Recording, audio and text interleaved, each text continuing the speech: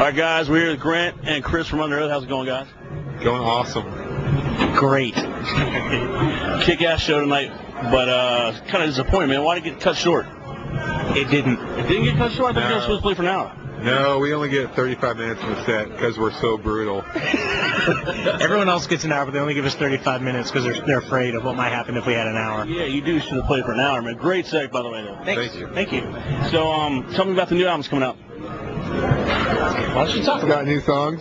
Yeah, there's 11 songs. 11 tracks. There are 11 songs that weren't on the previous record. They weren't on Define the Great Line. They're brand new, fresh out of the package. Some have said it's heavier. Some have said it's more experimental. A little more organic, if you will. A little more mature, if you will. Yeah, you guys have to tell me about the organic thing. What's the organic thing, man? Everybody says organic. We're a very green band. Yeah. Green band. We built our own instruments. Yeah, from the earth. From Earth. Okay, I got it. The Earth. That's with an F. Earth. Shit. Okay. Fly to Earth. Fly to Earth. All right, so you guys were gone for a while, man. It looked like things weren't going to pan out for a while. I was scared because I've been with you guys from the beginning. I love your band. I think it's an awesome band. Who produced the new album? Was it Adam D again? Yes. Yeah. Andy and Matt Goldman. Yeah. Same guys. The same two guys that worked on Define the Great Line. Yeah. So now do you prefer to work from him from now on, or what? I don't know about from now on necessarily, but you know, with Define the Great Line, like we were just so happy with how it turned out, like sonically, and the working environment with both of those guys is really, really laid back, which we love because we don't do very well if there's like all kinds of like pressure and like you have to get this like right now. Like it was super laid back, and if we messed up, Adam would just make fun of us, and then we would just continue on. Which he's good at doing, right? Yeah. I just felt bad for him, actually. He doesn't really have any friends. He's not really getting a lot of work. Why aren't you hanging out with that Adam B anymore? Yeah. I just feel bad for him. He doesn't have any friends. So with the new album, do you guys think this is going to open up a new set of a new fan base for you guys? I don't know. Or is it going to alienate some of the old ones? Maybe a new fan base. An NU fan base. No, I don't know. I mean, we've been on this tour now for what, 5 weeks or so? Yeah, something like that. And like, you know, this is obviously an audience for us who we've never really played in front of before. I mean, it's a lot of new people, and there's a lot of people that are coming up and saying that they never heard of us, but they like the show. So I mean, maybe we'll see. Cool. Well, out of all the bands, what guys do you look forward to seeing every night? Machine Head and Slipknot for me. Agreed. Yeah, they both put on really, really good shows. You know, Machine Head's getting ready to open up for Metallica, right? Yeah. They're really stoked about that. I talked to them about it the other night. They're saying they're trying to play it cool, but they're freaking out on the inside. Yeah. Now, with your guys' band and with the message that you carry, do you find that you're more people receptive on this tour than some of the previous tours, or do you get hammered for it with being a Christian band? Everyone's been like cool and respectful about it, but I don't think it's more. I think if anything, we kind of stick out more than usual. But it's not been like an awkward thing. It's just kind of like a lot of people on this tour have never seen or heard of us, so it's like new to them, you know.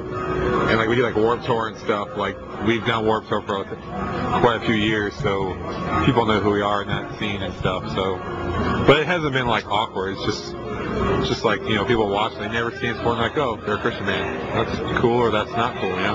Well, one of the other questions I was going to ask, now, does that have ramifications from your older fans, like the hardcore Christian people that just want you to stay a certain way? Well, the thing is, like, with those kind of people is, like, those are the kind of people that email us, and they're just like, I can't believe you're going on tour with a band like Slipknot, like, how can you do that? But it's like, it's just in the nicest way as saying it, like that's just like a really ignorant viewpoint, like not ignorant in a degrading way, just like the word ignorant, because it's like, you know, even if you look in the Bible, like, you know, when Jesus was walking the earth, like he didn't go and just hang out with people who agreed with what he said and like who like loved him and hung out with him. Like he went and hung out with, like, you know, prostitutes and tax collectors and just whoever wanted to hang out, you know. And like, you know, and that's the mentality that we have with our band, is we're just like, you know, we're not going to let somebody's differing viewpoints on subjects negate whether we're going to become friends with them and go on tour with them, because that's just kind of closed-minded and, It's ignorant. it's just ignorance. It's just ignorance. So what about is this the last day of the tour? Second to last. Yeah, day after tomorrow is the last show. So what's next? We have a week off. Yeah, there's a hurricane hitting right when we get home. That's pretty sweet. Yeah. So probably rain for the entire week we're home. Then we go to Mexico. CD comes out, and we do a world tour. And then we do a headlining tour in the U.S. 2 weeks after that. Very cool. Any DVDs? Just did one. Yeah. So what's that about? What's on it? We did a live show at the Electric Factory in Philly. It's basically just a live set, and it comes with a live CD of songs from the shows around that tour and the headline tour. So it's kind of just a mix of shows and then one full set of headlining from that tour from Philly.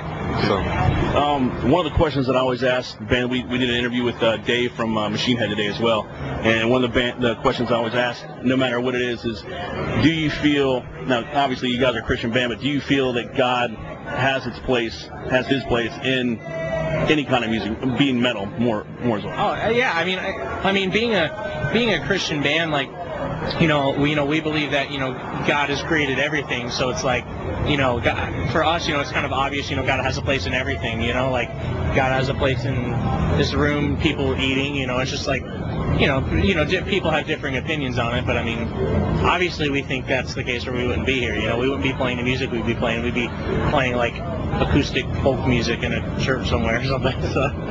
that's true.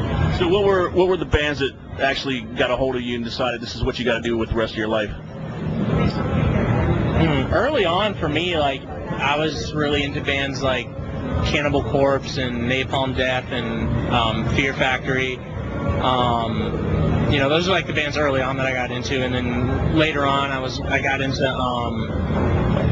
I don't know, lots of stuff. Just for as long as I can remember, I was always listening to all kinds of different music. But it wasn't until not long before I joined the band that I was like, hey, I want to do this. But when I joined, it wasn't like, oh, this is what I'm going to do with my life. It was just like, oh, I got some friends in there in a band, so I'm going to do it. And it just kind of like progressed, and that was like 10 years ago. So yeah. Just kind of eat and breathe it, and that becomes your life. I listened to Bon Jovi. That was like the first record I ever bought. A lot of punk. I was like into punk and ska. Punk and ska. I was in a ska band. I was in a ska band in high school. Just played saxophone. With my friend James. What's so funny about that, right? It's incredible kind of music, right? Yeah, it is. Ska's aren't dead at all. I hate you. And then, just, kind of moved it from there. But I never really, it was funny, I never listened to any contemporary Christian music at all. Like, actually kind of not offended me, like, in a message way, but in a musical way. And it kind of still does. I just think it's really cheesy and lame. It all sounds the same too, man. Yes, it does. It does. Yeah. It sounds like the same guy wrote it and produced it and everything. GPD, that's the progression. Let's do it. All right.